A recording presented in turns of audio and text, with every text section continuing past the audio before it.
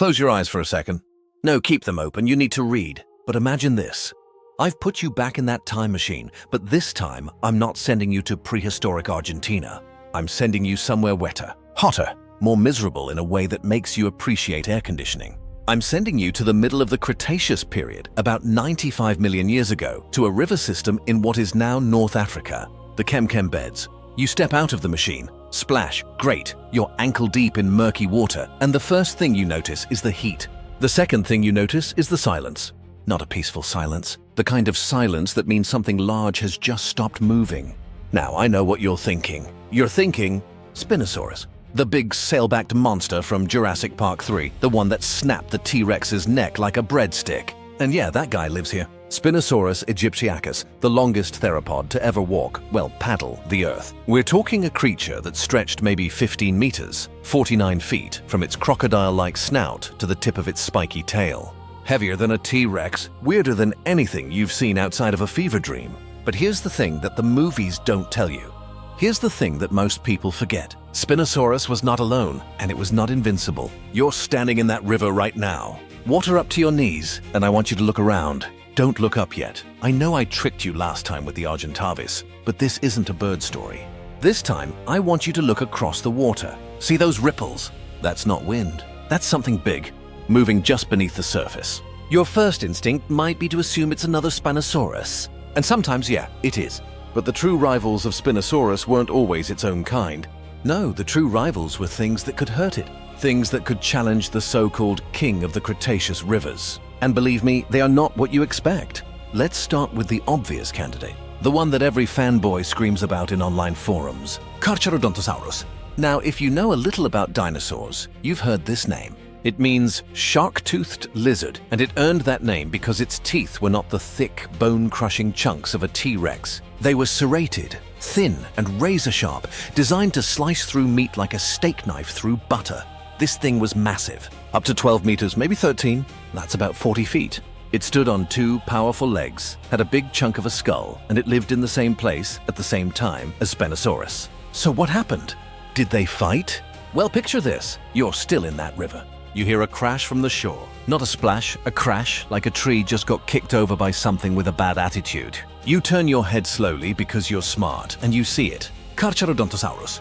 It's not in the water. It hates the water, but it's staring right at that ripple where the Spinosaurus is swimming. And for a second you think, oh, here we go. Land predator versus river monster. But then you notice something. The Spinosaurus doesn't charge. It doesn't roar. It just sinks. Slowly, quietly, it disappears beneath the muddy surface, leaving only a few bubbles. And the Carcharodontosaurus, it huffs, sniffs the air, and walks away. Because it knows. It knows that in deep water it has no chance. And Spinosaurus knows that on land, it's a clumsy, sail-backed target with legs that are embarrassingly short for a predator its size. So they avoid each other. A cold war, not a bloodbath. That's not a rivalry. That's a respectful distance. The true rivals are the ones that don't respect the distance. So let me introduce you to the second contender. The one that doesn't get enough love. The one that probably made Spinosaurus lose sleep, if dinosaurs slept, which they probably did. I'm talking about Onchopristis.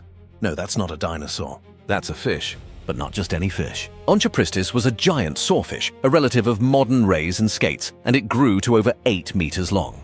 26 feet of pure armored saw-faced nightmare. Its rostrum, that long snout, was lined with barbed teeth that looked like little harpoons, and it lived in the same rivers as Spinosaurus. So now you have to ask yourself who's hunting whom.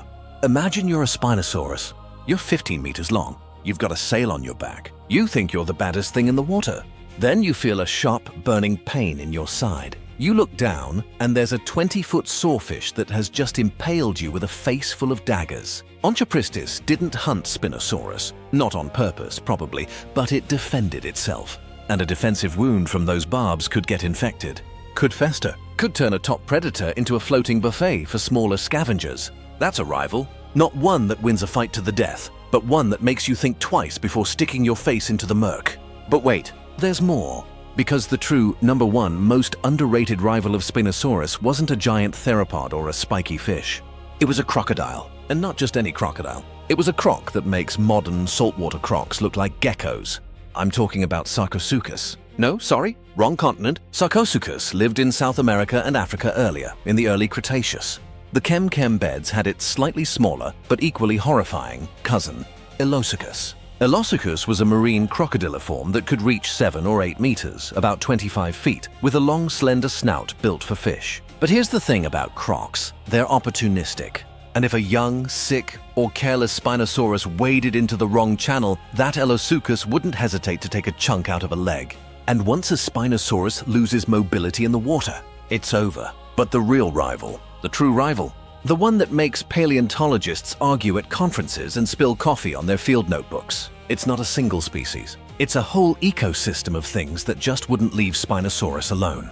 Because when you're that big, that specialized, that weird, you have weaknesses. Spinosaurus had those short little legs. It had a sail that made it visible from half a mile away. It had teeth that were conical, good for grabbing slippery fish, but terrible for crushing bone or fighting back against something that bites and holds. And in the rivers of North Africa, there were plenty of things that bit and held.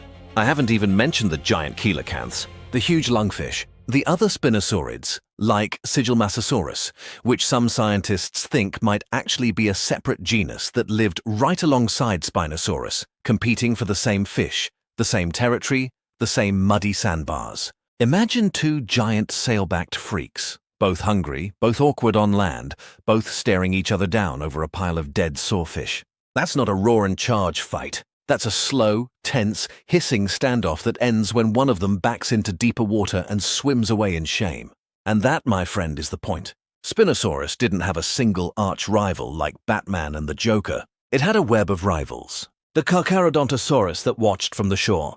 The Onchopristis that stabbed first and asked questions, never. The Elosuchus that waited beneath the lily pads. The other Spinosaurids that wanted the same lunch.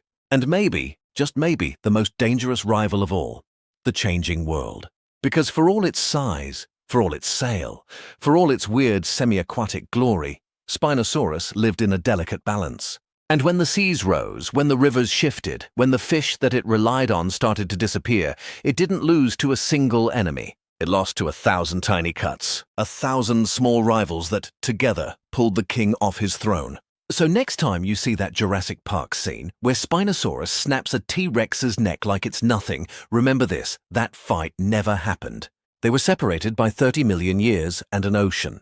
But the real fights? The ones that mattered, they happened in the muddy, hot, crocodile-infested rivers of Cretaceous Africa. And they didn't end with a roar. They ended with a slow, silent sinking into the silt.